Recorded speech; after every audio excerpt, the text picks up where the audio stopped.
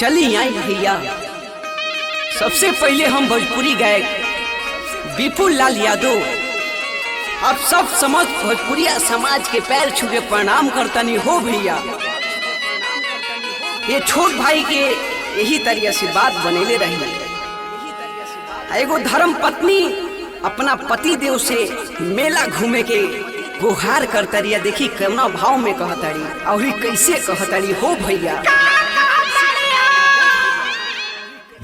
वाह वाह, लगा रहा, अरे वाह, अरे हिलावत रहो ऊपे भी यार हो भैया। देखिए आई माँ शक्ति रिकॉर्डिंग स्टूडियो था भैया के कोनो रोहित भैया के जवाब नहीं खे। यही तरी भैया हिलावती मारा अभिषेक बाबा जाता रो बक्सर बजरिया ले ली हो लाली चुनरिया। जाता रो आरा बजरिया ले ली हो लाली चुनरिया।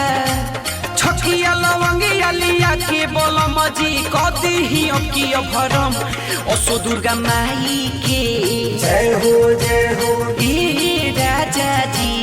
असो दुर्गा माई के कराई देही राजा दर्शन कि असो दुर्गा माई के कराई देही। जाता रोया बजरिया जय हो ले ली हो लाली चुनरिया। जय हो छकिया लवंगिया लिया के बोल मजी कदी ही अकी अभिरम असो दुर्गा माई के जय हो ए राजा जी। असो दुर्गा माई के कराई देही राजा दर्शन असो दुर्गा माई के कराई देही। आई जाना हो भैया, आई जाना हो, आई जाना हो भैया, आई जाना हो। असो दुर्गा माई के कराई दी राजा दर्शन। पटना में पटन देवी तबाई, बिहिया में मोहटिन माई के होला पूजाई। बखोरापुर में काली मैया के दीन राजा जी दर्शन कराई।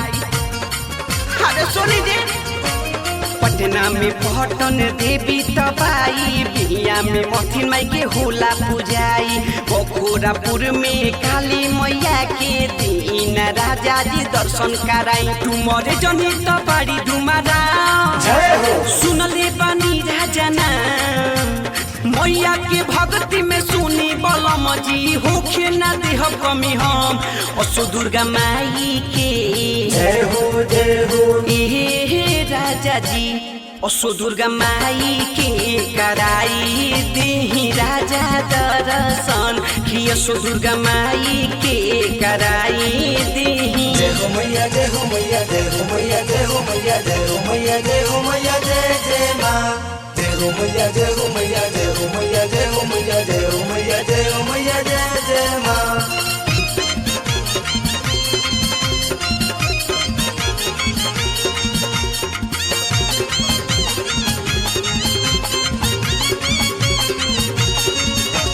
थावे वाली हम माई भिरी जाइब, तारा चंदी के चुनरी चढ़ाइब। भखले रही हम जवन भारा राजा जी जाके असो पुराइब।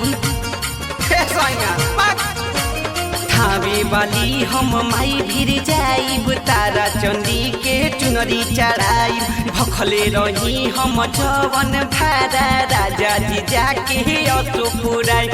महेश के लिए बुलाए विपुल से गीतिया गवाई। आकाश जवन पहले बतिया पढ़ेला हम के पसंद असो दुर्गा माई के जय हो ए राजा जी। असो दुर्गा माई के कराई देही राजा दर्शन असो दुर्गा माई के कराई देही।